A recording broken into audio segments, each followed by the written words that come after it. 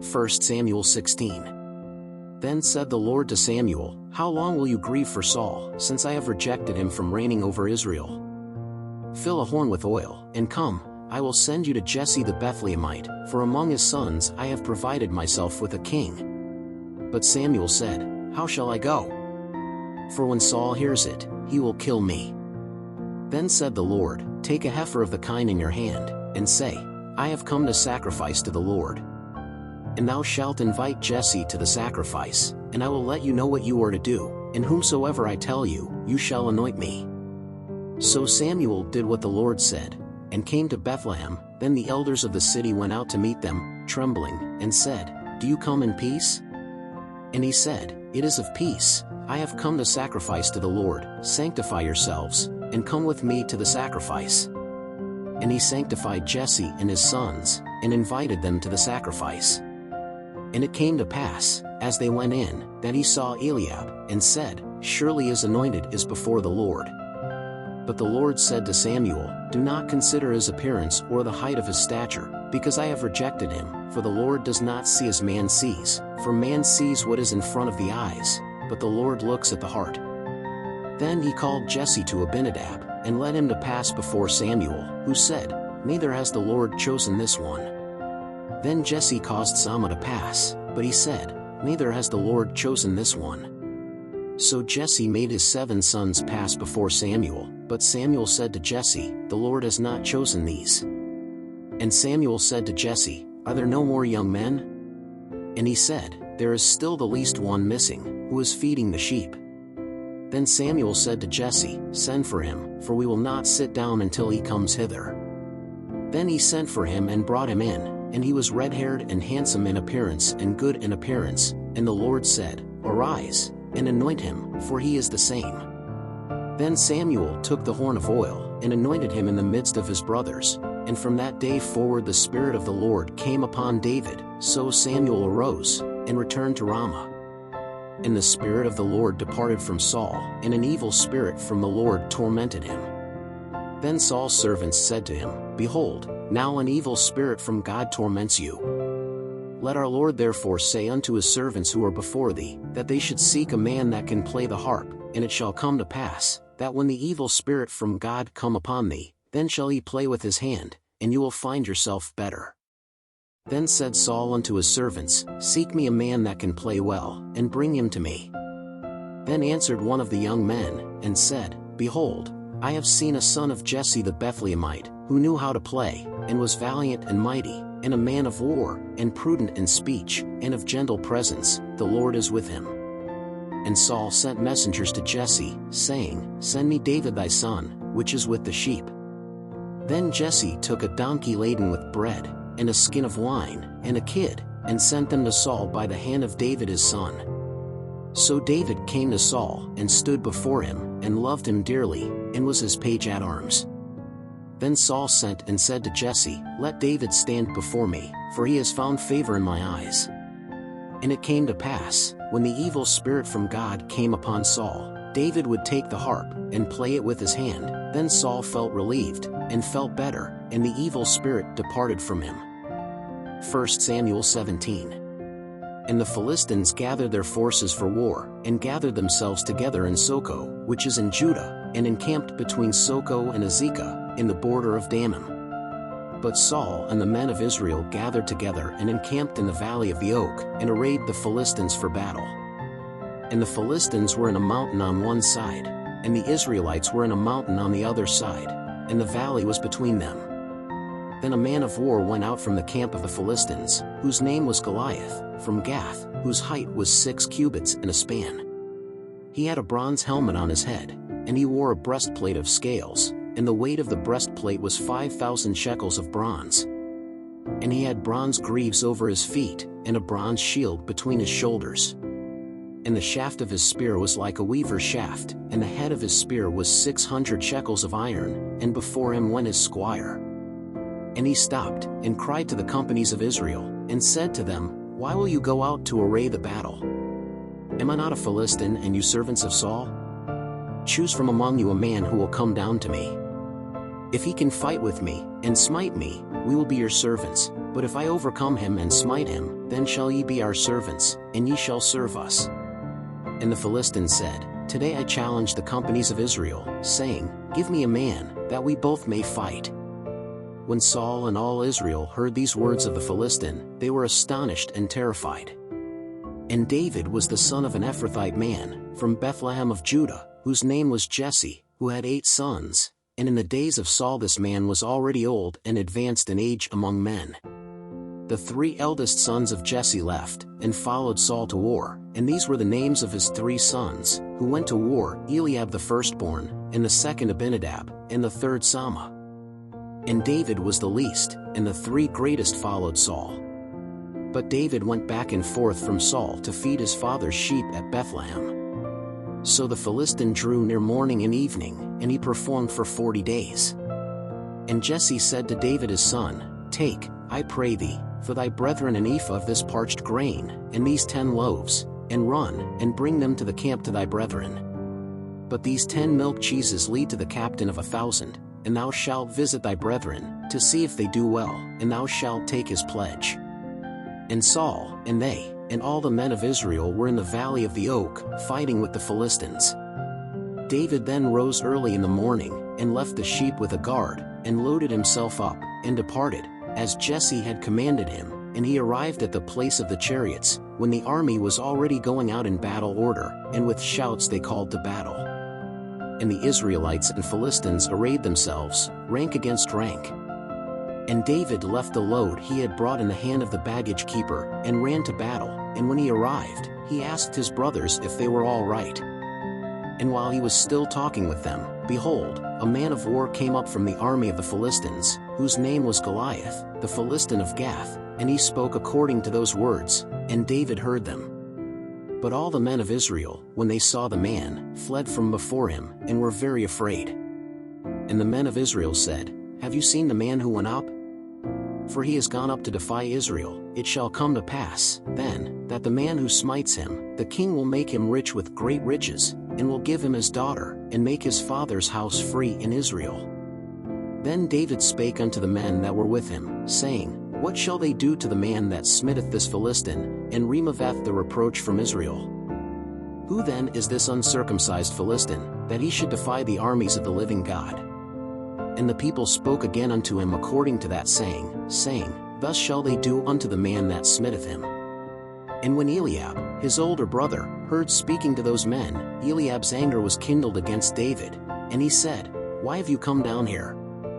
With whom did you leave those few sheep in the desert?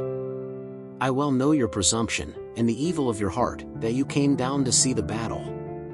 Then David said, What have I done now? Is there no reason for this? And he turned from him to another, and spoke according to that word, and the people answered him again according to the first words. And when the words that David had spoken were heard, they told them to Saul, who sent for him.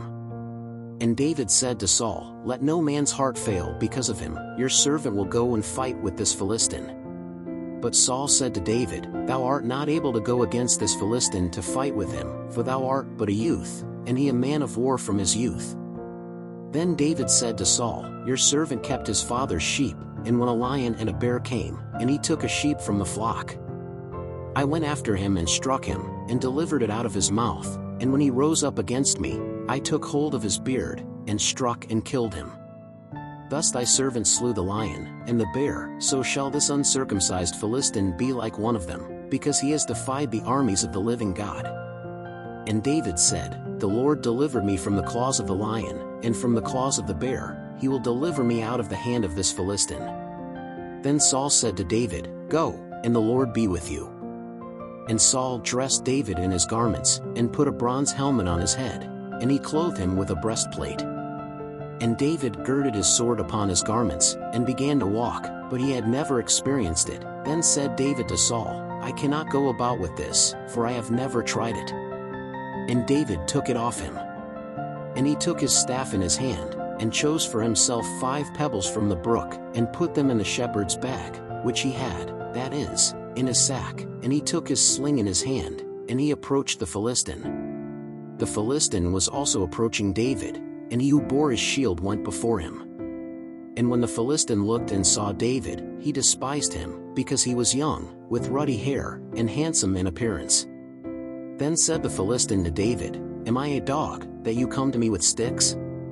And the Philistine cursed David by his gods. And the Philistine said to David, Come to me, and I will give your flesh to the birds of the air and to the beasts of the field.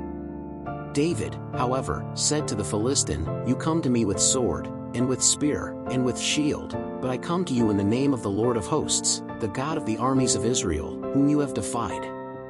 This very day the Lord will deliver you into my hand, and I will smite you, and I will take off your head, and the bodies of the host of the Philistines will I give this very day to the birds of the air and to the beasts of the earth, and all the earth will know that there is a God in Israel.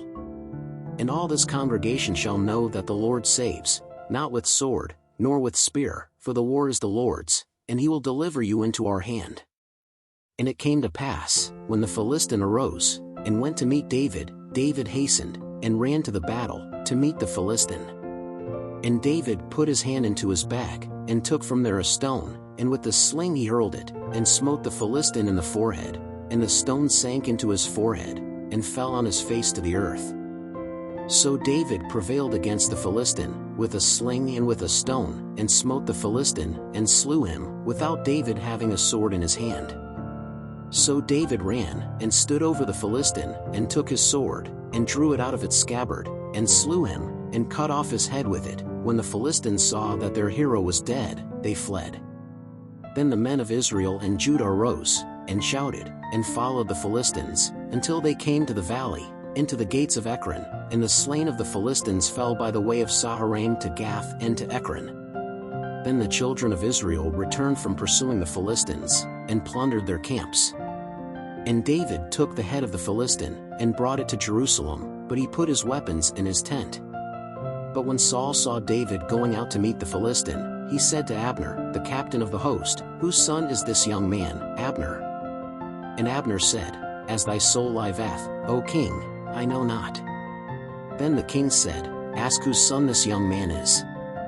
So when David returned from killing the Philistine, Abner took him with him and brought him before Saul, with the head of the Philistine in his hand. And Saul said to him, Whose son are you, young man? And David said, Son of thy servant Jesse, a Bethlehemite.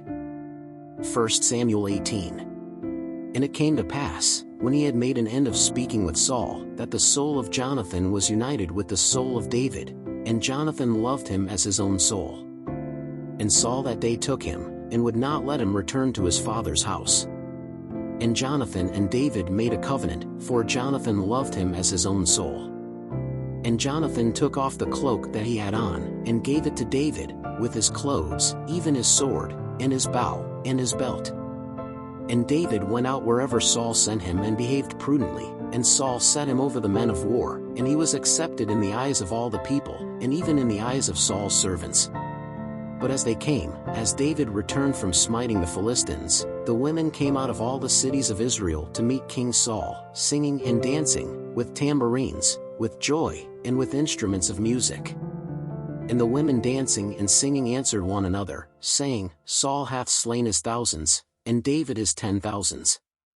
Then Saul was very wroth, and that word displeased him, and he said, 10,000s they gave to David, and to me only thousands. Indeed, what does he lack, if not only the kingdom? And from that day forward, Saul suspected David. And it came to pass the next day, that the evil spirit from God took hold of Saul, and he prophesied in the midst of the house, and David played the harp with his hand, as on other days. Saul, however, had a spear in his hand. And Saul hurled his spear, saying, I will pin David to the wall. But David turned away from him twice. And Saul feared David, because the Lord was with him and had departed from Saul. Therefore Saul turned him away, and made him captain of 1,000, and he went out and went in before the people. And David walked with prudence in all his ways, and the Lord was with him. When Saul saw that he was acting so prudently, he was afraid of him. But all Israel and Judah loved David, because he went out and came in before them. Therefore Saul said to David, Behold, Merab, my oldest daughter, I will give you to wife, only be unto me a valiant son, and fight the wars of the Lord. For Saul said within himself, Let not my hand be against him, but that of the Philistines. But David said to Saul, "Who am I, and what is my life and my father's family in Israel, that I should become the king's son-in-law?" But it came to pass at the time that Merab the daughter of Saul was to be given to David, she was given to Adriel the Mahalathite as a wife. But Michal, Saul's other daughter, loved David, which, being announced to Saul, seemed good in her eyes. And Saul said, "I will give it to him, that it may be a snare to him, and that the hand of the Philistines may be against him." Therefore Saul said to David, "With the other you will be my son-in-law today." And Saul commanded his servants, "Speak privately to David, saying, Behold, the king is very fond of thee, and all his servants love thee, now therefore consent to be the king's son-in-law." And Saul's servants spoke all these words in the ears of David. Then David said, "Is it a small thing in your eyes to be the king's son-in-law, since I am a poor and contemptible man?" And Saul's servants told him this, saying, "These were the words that David spoke." Then Saul said, "Thus shall you say to David, The king has no need of a dowry, but 100 foreskins of the Philistines, to take vengeance on the king's enemies." Because Saul tried to make David fall by the hand of the Philistines. And his servants told David these words, and the thing pleased David, that he should be the king's son-in-law, but the days were not yet fulfilled. Then David arose, and went with his men, and slew 200 men of the Philistines. And David brought their foreskins, and gave them all to the king, that he might be the king's son-in-law. So Saul gave him his daughter to wife. And Saul saw, and knew that the Lord was with David, and Michal, Saul's daughter, loved him. Then Saul feared David much more, and Saul was all his days David's enemy. And as the princes of the Philistines went out to campaign, it came to pass that David conducted himself more successfully than all the servants of Saul, therefore his name was highly esteemed. 1 Samuel 19. And Saul spake to Jonathan his son, and to all his servants, that they should slay David. But Jonathan, Saul's son, was very fond of David. And Jonathan told David, saying, "My father Saul seeks to kill you, so now watch yourself in the morning, and keep in secret, and hide yourself. And I will go out, and I will be at my father's hand in the field where you are, and I will speak of you to my father, and I will see what is there, and I will tell you." Then Jonathan spoke well of David to Saul his father, and said to him, "Let not the king sin against his servant David, for he has not sinned against you, and because his deeds are very good to you. For he risked his life, and slew the Philistines, and the Lord wrought a great deliverance to all Israel. You yourself saw it, and you rejoiced. Why then should you sin against innocent blood by killing David without a cause?" And Saul heeded the voice of Jonathan, and Saul swore, "As the Lord liveth, he shall not die." And Jonathan called David, and told him all these words, and Jonathan brought David to Saul, and stood before him as before. And there was war again, and David went out, and fought with the Philistines, and smote them with a great slaughter, and they fled before him. But an evil spirit from the Lord came upon Saul as he sat in his house with his spear in his hand, and David played the harp with his hand. And Saul sought to pin David to the wall, but he turned away from before Saul, who smote the wall with his spear. So David fled, and he escaped that very night. But Saul sent messengers to the house of David, to guard him, and to kill him in the morning. Then Michal his wife warned David, saying, "If you do not save your life tonight, tomorrow they will kill you." So Michal went down to David through a window, and he went, and fled, and escaped. And Michal took a statue and laid it on the bed, and put a goatskin on its head, and covered it with a coverlet. And when Saul sent messengers to bring David, she said, "He is sick." Then Saul again sent messengers to David, saying, "Bring him to me in bed, that I may kill him." So when the messengers came, behold, the statue was on the bed, and the goat's skin at its head. Then said Saul to Michal, "Why hast thou deceived me thus, and let my enemy go and escape?" And Michal said to Saul, "Because he said to me, Let me go, why should I kill you?" So David fled and escaped, and went to Samuel at Ramah, and told him all that Saul had done for him. And they went, he and Samuel, and stayed at Naioth. And they told Saul, saying, "Behold, David is at Naioth in Ramah." Then Saul sent messengers to bring David, who saw a congregation of prophets prophesying, where Samuel was presiding over them, and the Spirit of God came upon Saul's messengers, and they also prophesied. And when Saul was warned of this, he sent other messengers, and they also prophesied. Then Saul sent yet a third messenger, who also prophesied. Then he also went to Ramah, and came to the great well that was in Secu, and, asking, he said, Where are Samuel and David? And they said to him, Behold, they are in Naioth, in Ramah. Then he went to Naioth in Ramah, and the same Spirit of God came upon him, and he prophesied until he came to Naioth in Ramah. And he also took off his clothes, and prophesied before Samuel, and was naked on the ground all that day and all that night. Therefore it is said, Is Saul also among the prophets? 1 Samuel 20. So David fled from Naioth in Ramah, and he came, and said to Jonathan, What have I done? What is my crime? And what is my sin before your father, who seeks to take my life? And he said to him, It shall not be so, thou shalt not die. Behold, my father does nothing great or small, without first informing me. Why, then, would my father conceal this matter from me? It won't be like that. Then David swore again, and said, Your father knows very well that I have found grace in your eyes. Therefore he said, Let Jonathan not know this, lest he be hurt.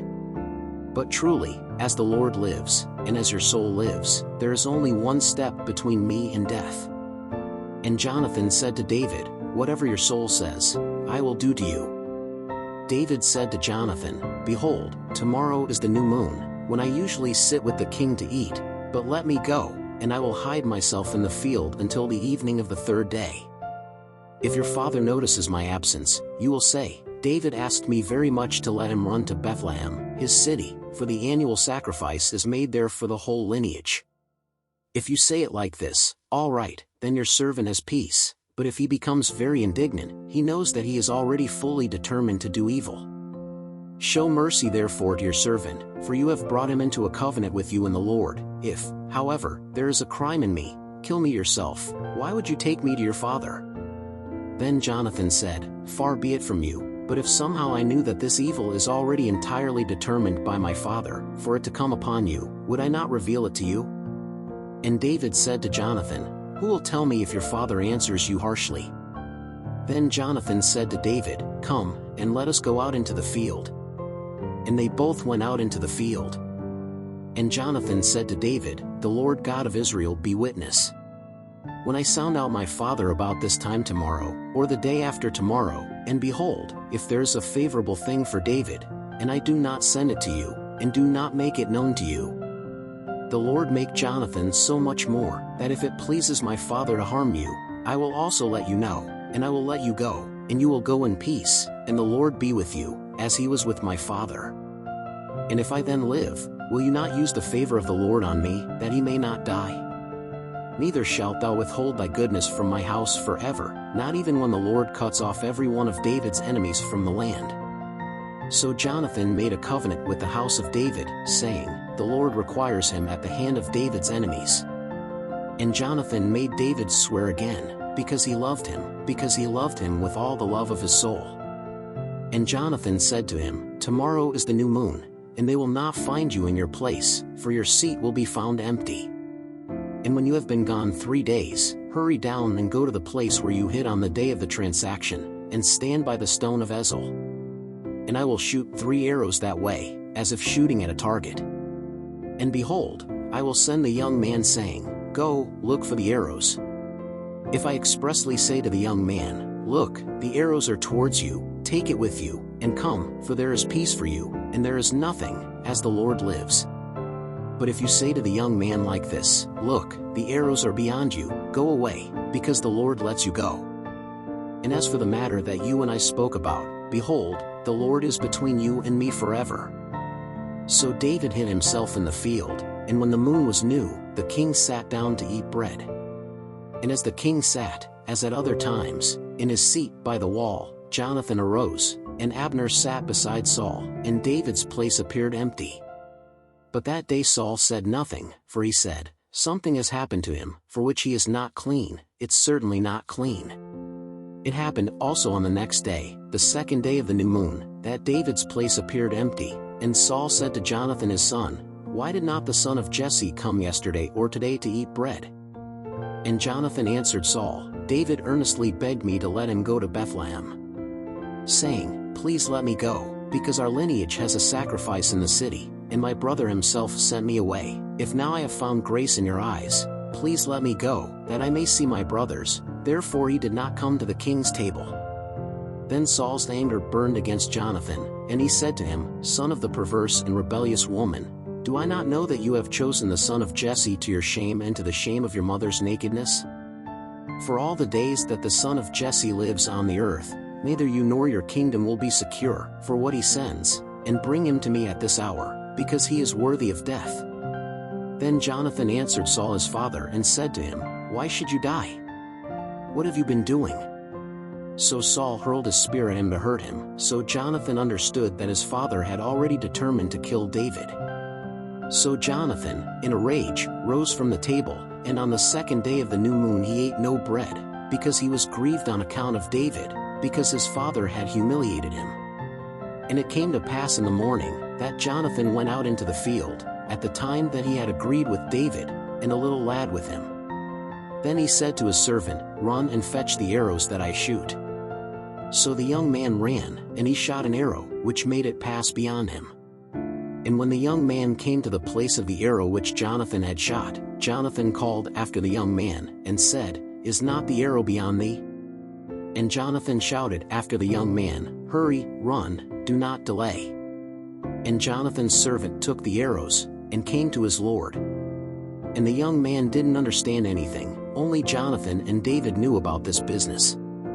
Then Jonathan gave his weapons to the young man who was leading, and said to him, "Go, carry them into the city."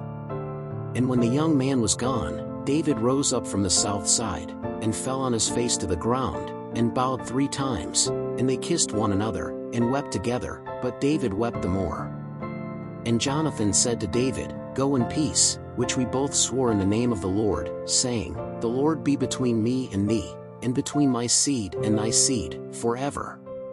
Then David arose, and departed, and Jonathan entered the city. Thanks for watching this video. Please subscribe to our channel, leave your like, and make a comment.